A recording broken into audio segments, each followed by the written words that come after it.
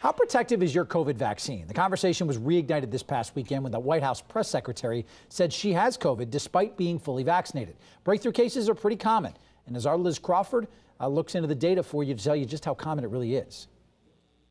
The Scalises were relieved to get their vaccines in February of 2021. We even drove to Plant City to the Strawberry Festival grounds to get our vaccine. But in July, they both ended up sick with COVID after attending a business conference. Oh my gosh, here we go. All of this time we've been cautious, and all it took was him going and exposing himself to a large body of people. It was the sickest they'd ever been.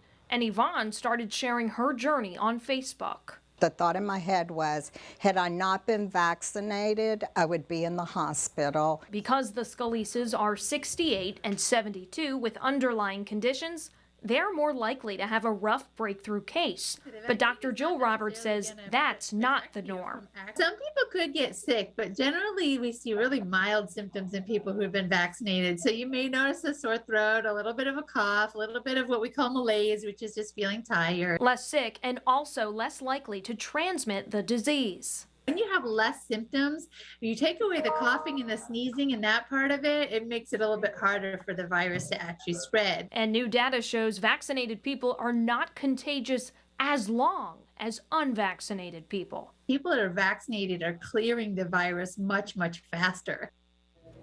And millions of people are now eligible for an additional booster shot to prevent breakthrough cases. Now, you can talk to your doctor to see if you should get another shot. Now, a new CDC report gives us a sharper insight into why getting vaccinated has better protection against COVID-19 than just relying on natural immunity from getting sick. Those who were not vaccinated but had COVID previously were nearly 5.5 times more likely to have another infection than those who did get vaccinated. Check this out. You can see how the unvaccinated fared compared to the vaccinated in this CDC chart from April through September when we were seeing the Delta surge. The unvaccinated were 6 times more likely to contract COVID-19. That's that top black line you see right there. The CDC is also tracking breakthrough cases with the help of more than a dozen health departments nationwide.